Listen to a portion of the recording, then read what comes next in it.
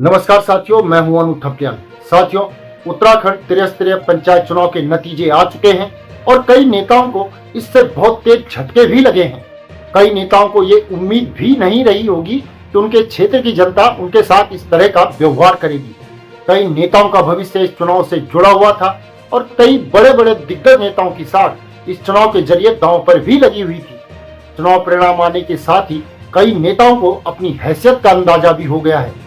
यह वो चुनाव है जिस चुनाव ने कई बड़े बड़े नेताओं के सपनों को तोड़ दिया और कई नई उम्मीदों को, यानी कि युवा वर्ग 21 और 22 वर्ष के युवक युवतियों को प्रधान बना दिया है। इससे यह अंदाजा तो लग ही जाता है कि क्षेत्र की जनता अब युवा नेतृत्व को चाहती है और पहले से जमे जमाए इन लोगों को अब बाहर का रास्ता दिखाने की कोशिश करने लगी है।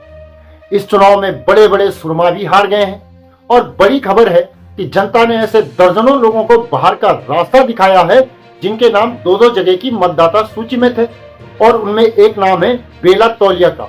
उनकी हार हो गई है।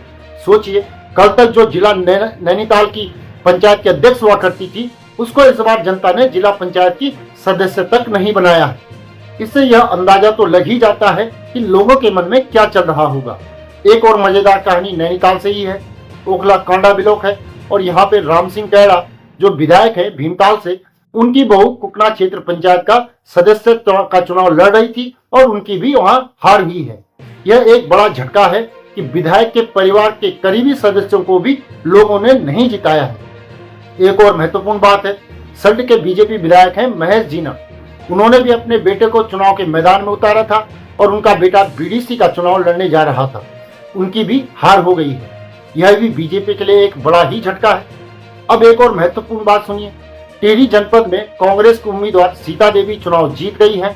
यहाँ जिला पंचायत की एक सीट है, भुस्सी जिला पंचायत। उस सीट पर चुनाव आयोग ने निर्विरोध एक महिला को विजयी घोषित कर दिया था और उसके विरोध में सीता देवी ने पहले नैनीताल हाई कोर्ट में अपील करी थी और नैनीताल हाई कोर्ट ने चुनाव आयोग से साफ साफ कहा था कि आप इनका नामांकन रद्द नहीं कर सकते हैं, इन्हें चुनाव लड़ने का अधिकार है। और नैनीताल हाई कोर्ट के आदेश के बाद सीता देवी चुनाव लड़ी और चुनाव जीत भी गई।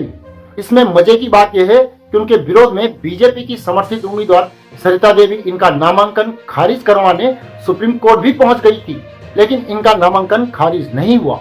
सुप्रीम कोर्ट ने नैनीताल हाई कोर्ट के निर्णय को सही ठहराते हुए दखल देने से मना कर दिया और अब सीता देवी भुस्सी जिला पंचायत की सीट को जीत गई है।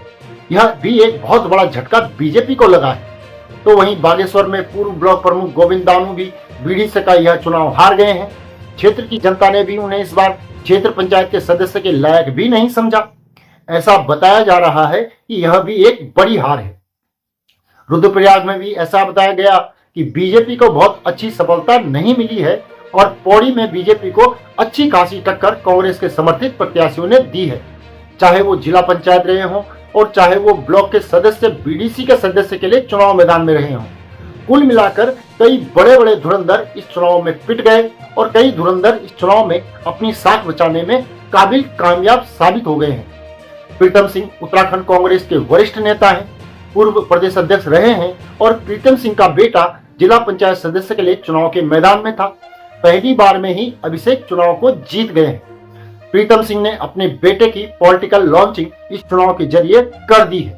तो वहीं सूरवीर सिंह सजवाण भी उत्तराखंड कांग्रेस के वरिष्ठ नेता हैं। सजवाण साहब कैबिनेट में मंत्री रहे हैं एनडी तिवारी की सरकार में और उनका बेटा अरविंद सिंह सजवाण बीडीसी सदस्य छड़ियारा देवप्रयाग से चुनाव जीत गए हैं। लेकिन असली महासंग्राम महायुद्ध तो अब शुरू होगा, क्योंकि जो लोग चुनाव जीते हैं उनमें कोई बीजेपी समर्थित है तो कोई कांग्रेस समर्थित है। अब जब ब्लॉक प्रमुख का चुनाव होगा और जिला पंचायत के अध्यक्ष का चुनाव होगा तो उसमें पूरी दबंगई दिखाई जाती है, क्योंकि जो लोग चुनाव जीते हैं उन सदस्यों ने ही अपना ब्लॉक का अध्यक्ष चुनना है और इन्हीं सदस्यों ने अब अपना जिला पंचायत का अध्यक्ष भी चुनना है। तो अब बीजेपी की पूरी कोशिश यही रहेगी कि जो पिछले यानी कि 2019 के पंचायत चुनाव के नतीजे थे वह उससे आगे निकलने की कोशिश करेगी और कांग्रेस की भी कोशिश यही होगी कि वो इस चुनाव में अपना पूरा दमखम दिखाए और कांग्रेस प्रत्याशियों ने अपना दमखम कई जगहों पर दिखाया भी है। साथ ही कांग्रेस के अलग अलग जगह से अलग अलग बयान भी आने लगे हैं और कांग्रेस यह कह रही है कि बीजेपी के शासन में हुए चुनाव में तंत्र का पूरा इस्तेमाल किया गया है और कई जगह जोर जबरदस्ती से कांग्रेस के प्रत्याशियों को हराया जा रहा है। अपने प्रत्याशियों को बीजेपी द्वारा जिताया जा रहा है और जो विपक्ष में होता है वो थोड़ा आंदोलित तो होता ही है। लेकिन इस चुनाव में कांग्रेस समर्थित प्रत्याशियों ने बीजेपी के प्रत्याशियों को ठीक ठाक टक्कर देने की कोशिश की है। कांग्रेस बीजेपी को टक्कर देने में कामयाब तो हुई है, तो ये कांग्रेस के लिए एक संजीवनी देने जैसा का काम है। अब देखना यह होगा कि अब जो ब्लॉक प्रमुख और जिला पंचायत के अध्यक्ष का महायुद्ध है वह क्या रूप लेता है, कौन सी पार्टी इस महायुद्ध में बाजी मार पाती है। साथियों, इस रिपोर्ट पर अपनी बेबाक राय कमेंट करके जरूर बताएं, वीडियो को शेयर करें और हमारे चैनल को सब्सक्राइब अवश्य कर लें। हमने नीचे QR कोड भी दिया हुआ है जिसके जरिए आप हमारा आर्थिक सहयोग भी कर सकते हैं, ताकि हम इसी तरह आप तक खबरों को पहुंचाने का सिलसिला लगातार जारी रख सकें। अभी के लिए इतना ही। अगली वीडियो में जल्द ही पुनः मुलाकात होगी। तब तक के लिए नमस्कार।